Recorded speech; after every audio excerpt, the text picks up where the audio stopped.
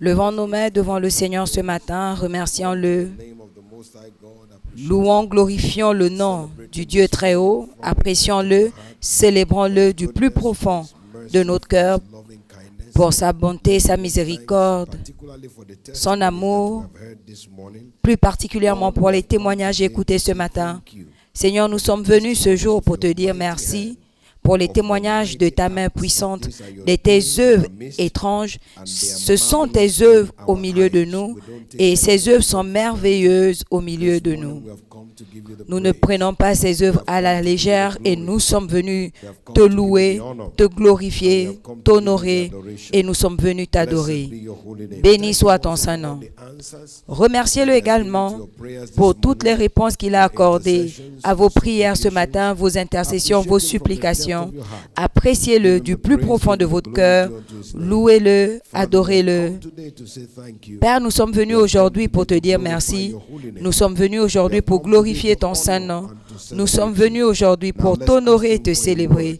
Maintenant, demandons-lui une parole ce matin. Tout le peuple s'est rassemblé très tôt le matin pour l'écouter. Seigneur Jésus, c'est ta parole que je suis venu écouter ce matin. Je suis venu pour une rencontre avec ta parole. Je suis venu pour être visité par ta parole. Je suis venu pour être transformé par ta parole. Merci, Dieu puissant. Au nom précieux de Jésus, nous avons prié.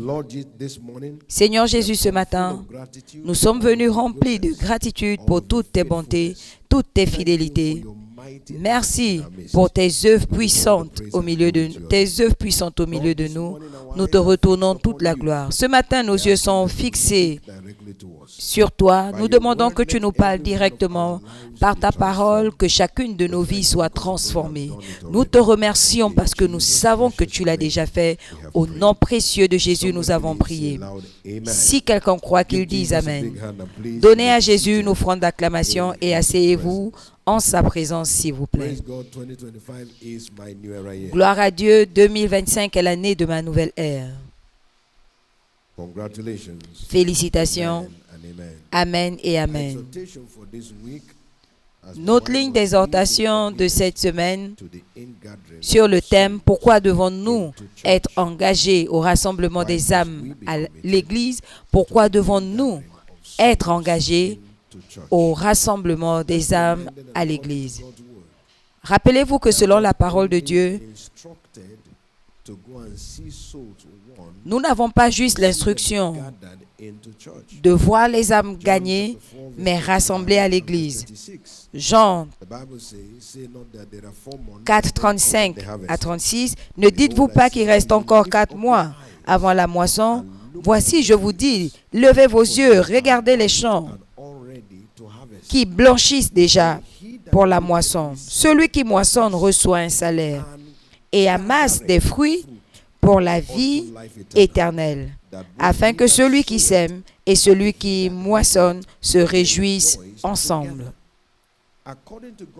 Selon la parole de Dieu, par conséquent, la fonction de moissonner n'est pas conclue jusqu'à ce qu'il y ait rassemblement. Il dit celui qui moissonne reçoit un salaire et rassemble. Donc la moisson ne s'arrête pas à rendre ministère à la personne et que cette personne accepte le Seigneur. Mais cela finit dans le rassemblement. C'est très important dans les Écritures. Dans Jean 15, 16, Jésus parlant dit, « Vous ne m'avez pas choisi, mais je vous ai choisi, afin que vous alliez, que vous portiez des fruits et que vos fruits demeurent. Et tout ce que vous demanderez à mon Père, au Père en mon nom, il vous le donnera. » Donc Jésus l'a rendu très clair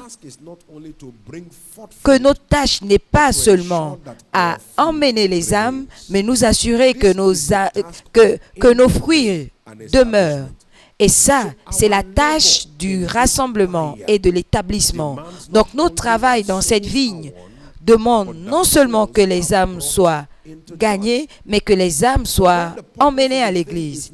Mais quand le but d'une chose n'est pas connu, l'abus est inévitable. Donc, nous avons essayé d'examiner pourquoi nous devons nous engager à cet aspect de cette fonction vitale. Et donc ce matin, nous allons voir le fait que nous sommes engagés au rassemblement des âmes à l'Église pour la préservation des nouveaux convertis. Pour la préservation des nouveaux convertis. Nous devons noter que chaque enfant de Dieu a une maison spirituelle désignée.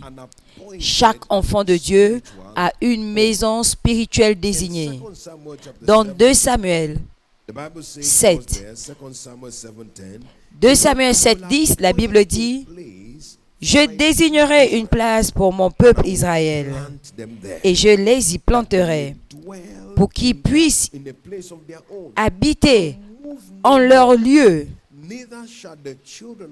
et qu'ils ne se déplacent plus. Et les enfants de la méchanceté ne les affligera plus. Je leur désignerai une place. C'est mon peuple et il y a une place pour eux. » Chaque enfant de Dieu a une maison spirituelle qui lui est désignée. Et pour ceux qui sont sur le champ de la moisson, qui voient les âmes emmenées à l'église, la moisson, le champ de la moisson peut être la chambre d'accouchement à l'hôpital. Mais ce n'est pas la maison. Mais après la naissance de l'enfant, l'enfant doit être ramené à la maison pour être élevé. L'enfant peut naître sur le champ, mais l'enfant est élevé à la maison. De la même façon, les âmes sont gagnées sur le champ, mais sont élevées à la maison. Il y a une place fixée à chaque enfant de Dieu. Dans Deutéronome 12, 13 et 14, la Bible nous fait comprendre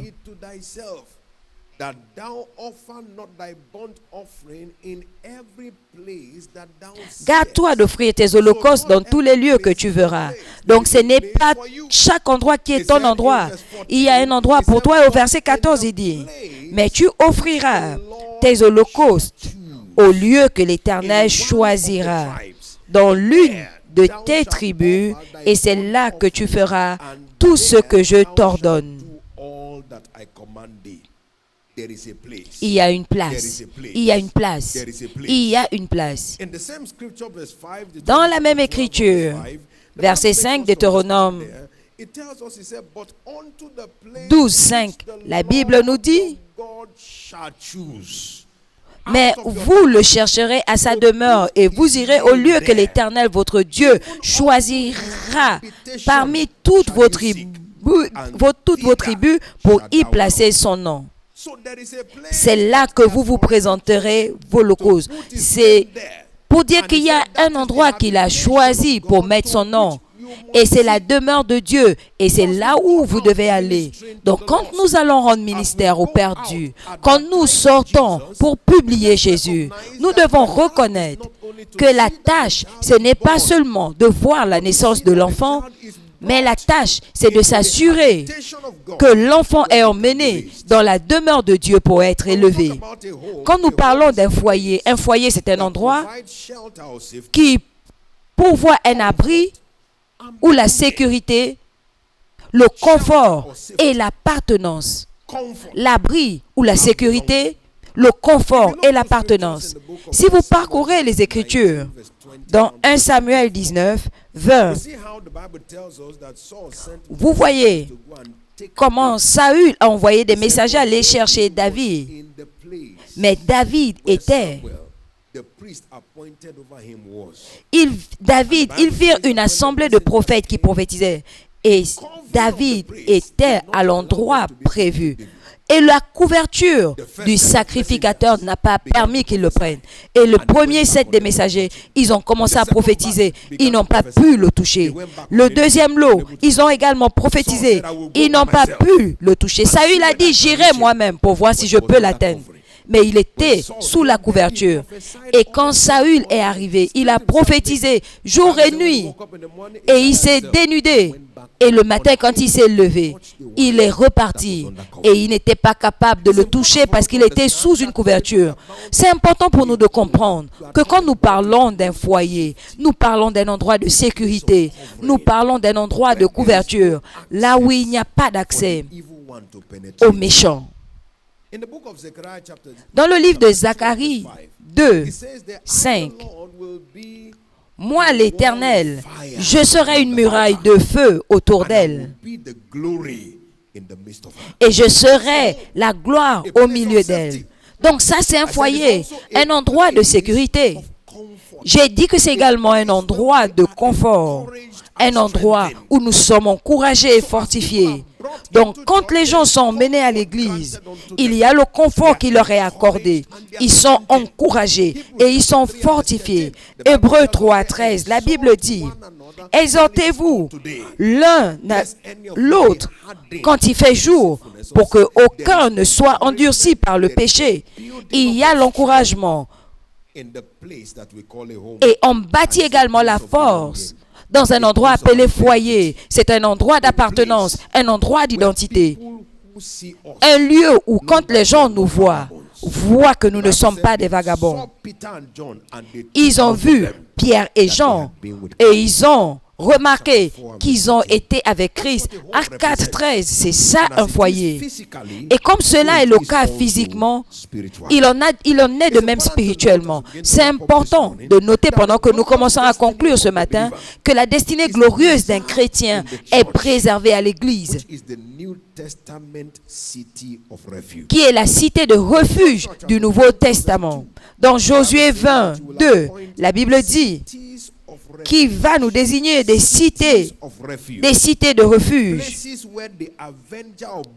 les endroits où celui qui venge ne pourra pas, celui qui tue ne pourra pas vous toucher.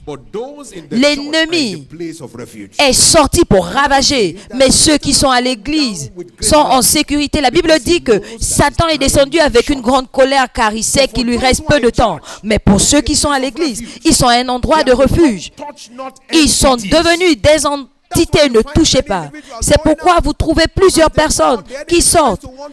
Et quand ils sortent, l'ennemi essaye de les toucher, mais il se rend compte qu'ils sont ne touchez pas. Quelqu'un est sorti et il a été kidnappé. Et quand son téléphone a sonné et ils ont entendu le serviteur de Dieu parler en langue, et quand on lui a demandé c'est qui, il a dit c'est mon papa. Dis va s'il te plaît, dis-lui que nous ne t'avons pas touché. Rendez-lui ses affaires. Ils lui ont même donné l'argent de taxi pour repartir. Pourquoi? Parce que c'est une entité à ne pas toucher qui appartient à la cité de la refuge. C'est pourquoi nous avons la responsabilité de nous assurer de pas seulement les voir sauvés, mais de les ramener à la maison pour qu'ils soient en sécurité.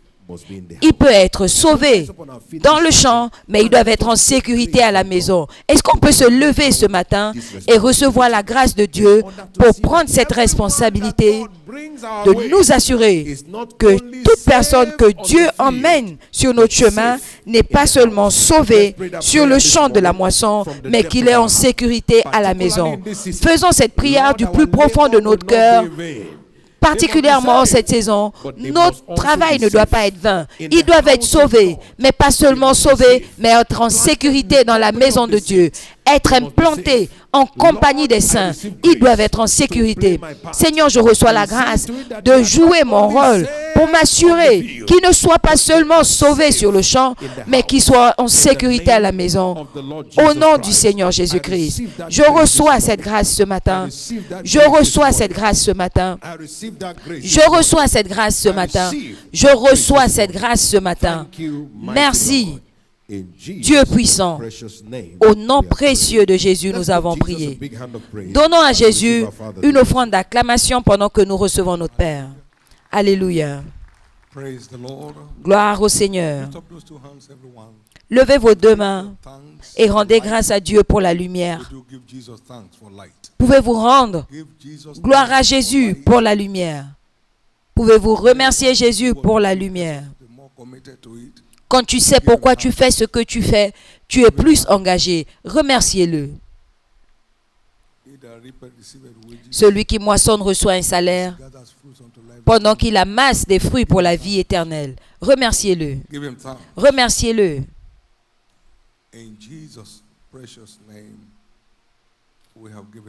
Au nom précieux de Jésus, nous avons rendu grâce.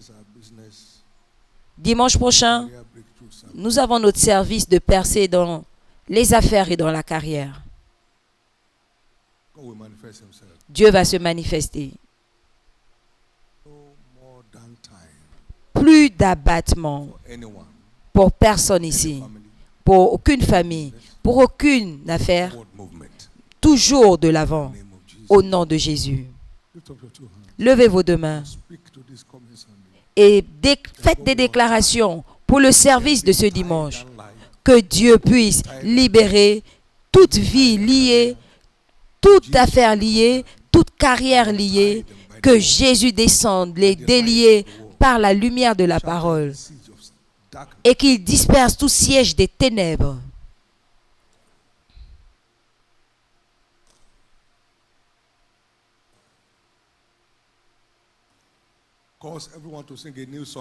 Qui fasse en sorte que chacun chante un nouveau cantique en tant que résultat de ce service. Que toutes les personnes que tu vas emmener aient une rencontre avec toi au cours de ce service. Déclarez des paroles, déclarez des paroles. Jésus, en ces temps difficiles dans le monde, descends visiter ton peuple. Ouvre de nouveaux chapitres à chaque personne, à chaque affaire, à chaque carrière. Au nom précieux de Jésus-Christ. Amen. Nous commençons notre semaine de renforcement spirituel aujourd'hui. Jésus, en ce grand mois de la foi, fait avancer ma vie spirituelle. Donne-moi une expérience avec ton apparition. Apparais-moi comme tu apparais aux gens. Levez vos deux mains et priez. Que ce soir marque un point massif de transformation dans ma vie et dans ta vie. Élève ta voix et prie. Quand Dieu apparaît, les doutes disparaissent. Seigneur, apparais-moi. Et que tout doute te concernant, toi et ta parole disparaissent dans ma vie. Que ton apparition stimule la foi en moi.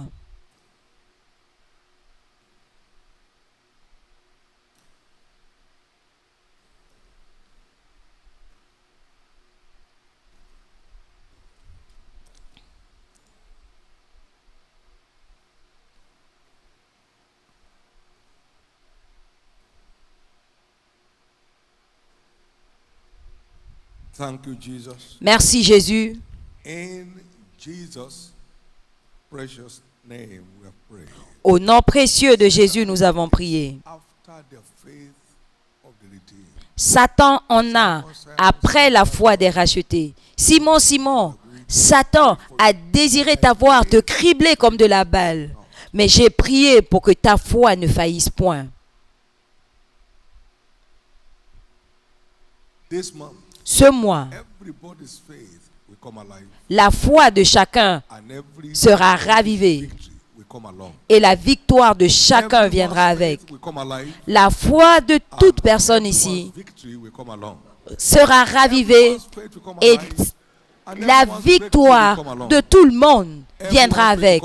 La foi de chacun sera ravivée, la percée viendra avec.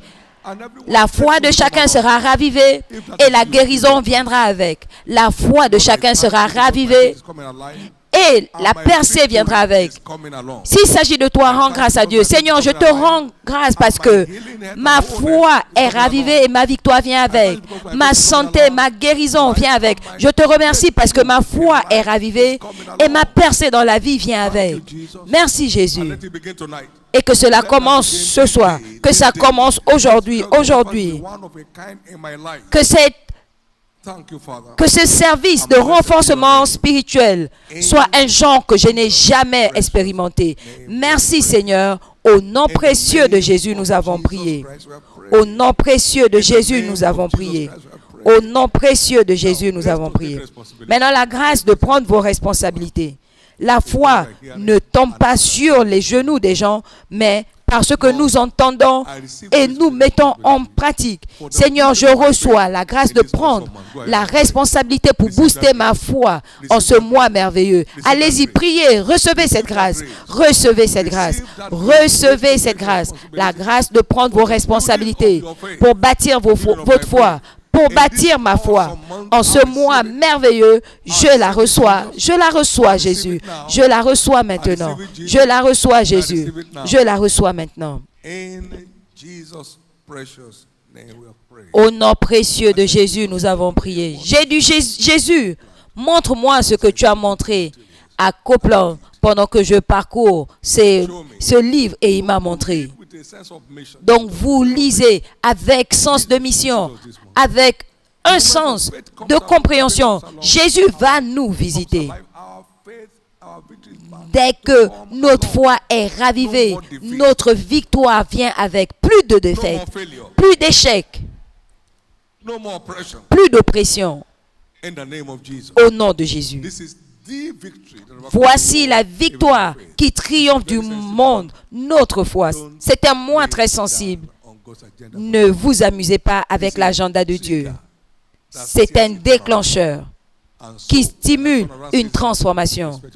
Nous sommes dans notre saison de transformation. Attendez-vous à votre transformation pendant que vous vous engagez à ce qui va booster votre foi, votre victoire, votre percée, votre prospérité viendra.